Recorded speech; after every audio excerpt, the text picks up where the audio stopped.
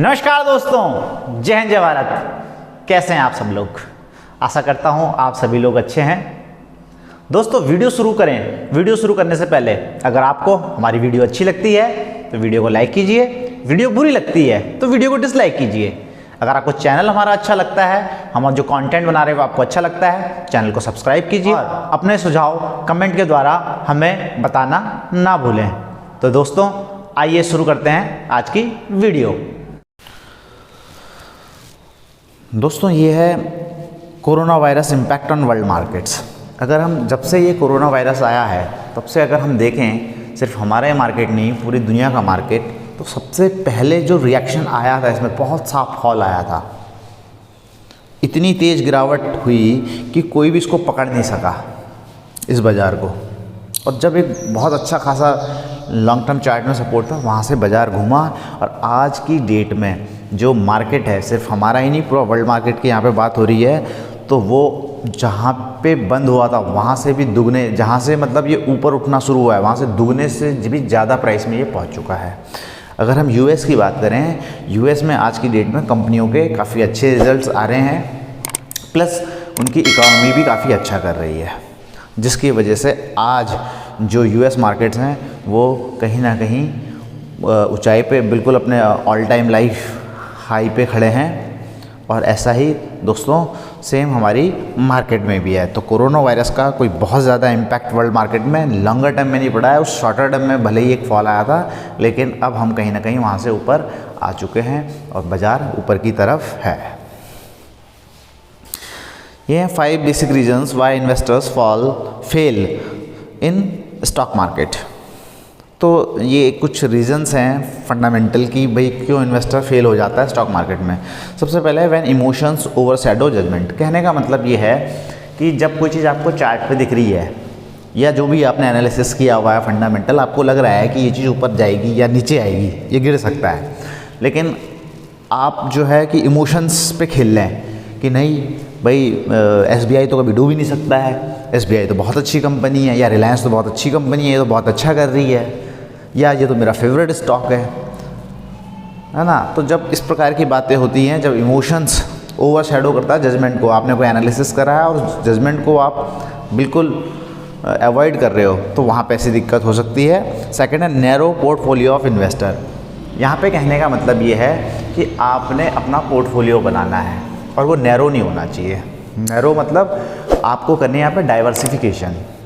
एक ही स्टॉक नहीं लेना है आपने। मान लीजिए आपके पास 10 लाख रुपए है, तो आप 1-1 लाख रुपए 10 स्टॉकों में डालिए और 10 के 10 स्टॉक सेम सेक्टर के नहीं होने चाहिए। मान लिया जाए बैंकिंग सेक्टर है, तो उसमें आपने axis bank, HDFC bank, ICICI bank, सारे बैंकिंग स्टॉक्स नहीं लेने हैं। उसमें आप IT का लीजिए, ऑटोमोबाइल का लीजिए, आप कम्युनिकेशन, जो भी आपको अच्छा लगता है उसका आप शेयर ले सकते हैं।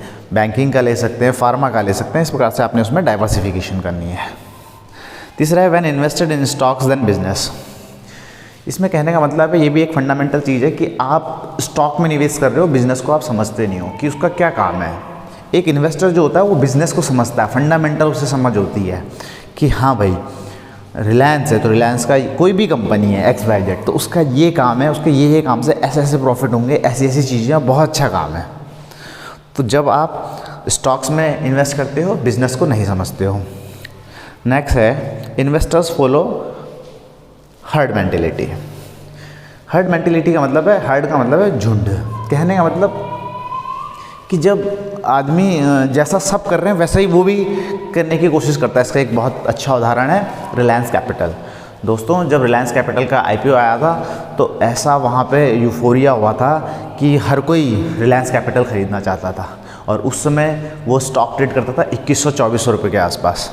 और आज रिलायंस कैपिटल ट्रेड कर रहा है लगभग 15 से 20 रुपये में। तो कभी भी आपने हर्ड मेंटेलिटी को फॉलो नहीं करना है, आपने अपनी खुद की रिसर्च करनी है, खुद का जजमेंट लेना है, उसी के बाद आपने इन्वेस्ट या ट्रेडिंग करनी है। नेक्स्ट है lack of discipline approach of investing.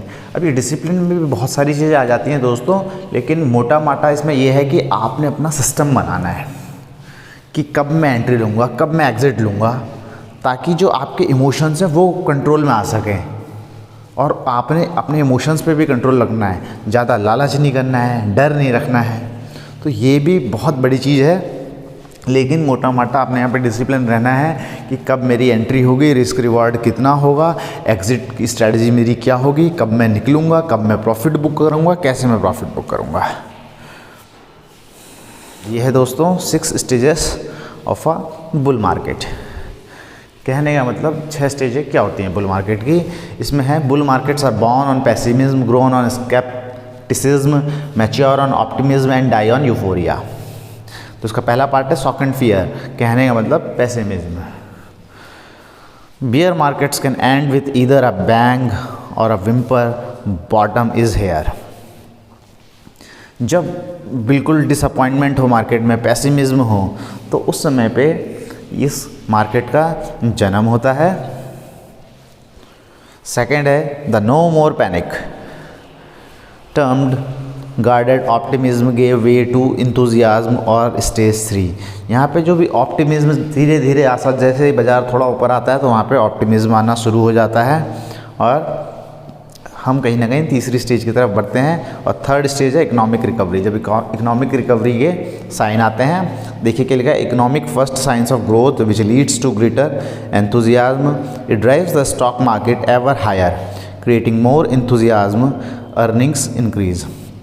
तो यहाँ पे इकोनॉमिक रिकवरी के संकेत आने शुरू हो जाते हैं, कंपनियों की जो अर्निंग्स है वो बढ़ने लग जाती है।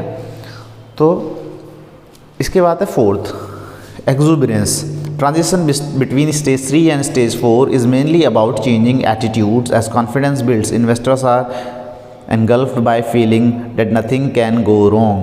तो ये चौथी स्टेज है। जबकि यहाँ पे जब तीसरी से चौथी स्टेज में आता है, वहाँ पर एटीट्यूड चेंज हो जाता है और बहुत ज़्यादा कॉन्फिडेंट जो बुल्स हैं वो बहुत ज़्यादा कॉन्फिडेंट हो जाते हैं कि भाई यहाँ पे कुछ गलत नहीं हो सकता, यहाँ पे सब बढ़िया ही होना है। और पांचवी स्टेज है द सर रियलिस्टिक फेस, मतलब जब एक यूफोरिया क्रिएट हो जाता है कि अब तो ये मार्केट जा ही नहीं सकता, हर कोई उस चीज़ को ख़रीदना चाहता है। तो ये होती है पांचवी stage, euphoria. Advanced phase of exuberance, new stock offerings are of questionable value, everyone is bullish and feeling of financial immortality. तो यहाँ पर जो वैल्यू है इतनी बढ़ जाती है स्टॉकों की या इंडेक्स की कि एक क्वेश्चन खड़ा हो जाता है, लेकिन जो नए नए ट्रेडर या इन्वेस्टर हैं उसको बिल्कुल दरनिकार कर देते हैं, उसको अवॉइड करते हैं। और फिर छठी स्टेज आती है disillusionment. This is where the surrealistic phase ends with the bursting of the stock market bubble. Sell-offs occur and emotions run high, and but investors desperately cling to their losses when they should be jettisoned.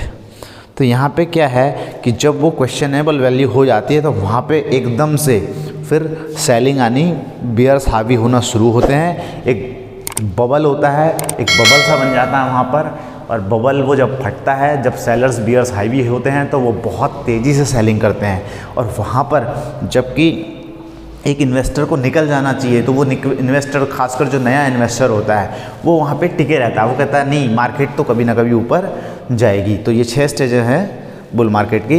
तो दोस्तों आज की video में इतना ही, अगली video में फिर मिलेंगे, तब तक के लिए धन्यवाद।